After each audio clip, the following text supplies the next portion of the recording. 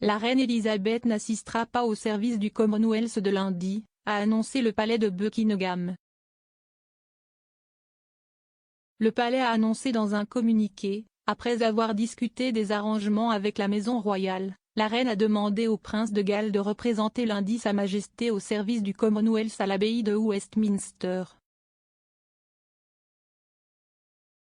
La reine poursuivra d'autres engagements prévus, notamment en personne audience, dans la semaine à venir. Le service aurait été le premier engagement public en personne de la monarque de 95 ans depuis que ses médecins lui avaient conseillé de se reposer.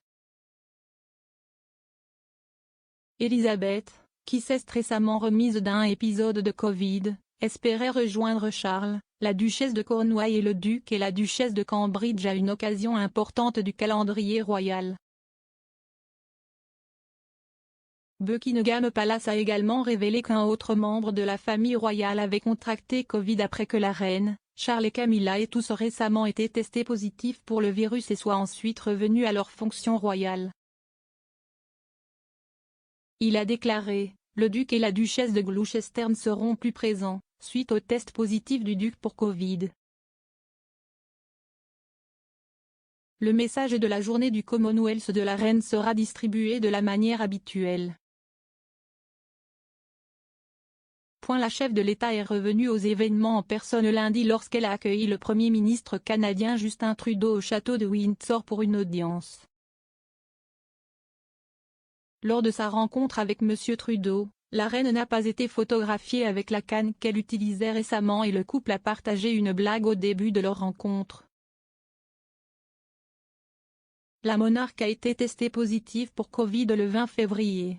Le palais de Buckingham a déclaré à l'époque qu'elle souffrait de légers symptômes de rhume. Elisabeth a rencontré pour la dernière fois un groupe de personnes en public le 5 février lorsqu'elle a organisé une réception dans sa maison de Sandringham pour les travailleurs caritatifs locaux, les bénévoles et les anciens membres du personnel de son domaine de Sandringham.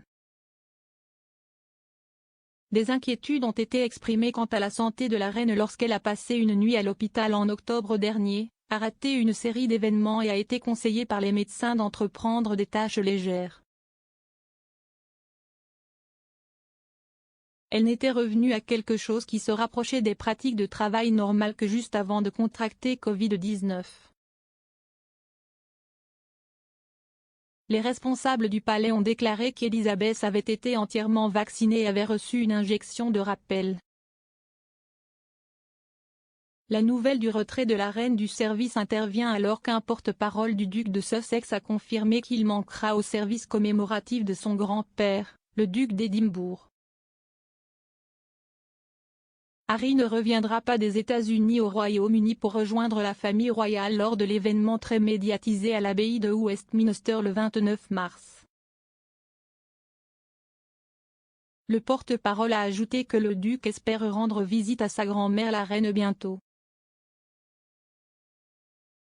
Harry a intenté une action en justice contre le ministère de l'Intérieur après avoir été informé qu'il ne bénéficierait plus du même degré de protection personnelle lors de sa visite depuis les États-Unis, bien qu'il ait proposé de le payer lui-même. Il était à Londres pour la dernière fois à l'été 2021. Un représentant légal a depuis déclaré que sa sécurité avait été compromise après que sa voiture ait été poursuivie par des photographes paparazzi alors qu'il quittait un événement caritatif. Le Commonwealth, connu sous le nom de Famille des Nations, a joué un rôle important tout au long du règne de la monarque et elle porte un intérêt particulier à l'institution. Les points forts du service à l'abbaye de Westminster lundi comprennent une allocution de l'ancien archevêque Lord Santamu, une réflexion de la jeune dirigeante tongane Elizabeth Kite et des performances musicales spéciales d'Emily Sandémica à Paris.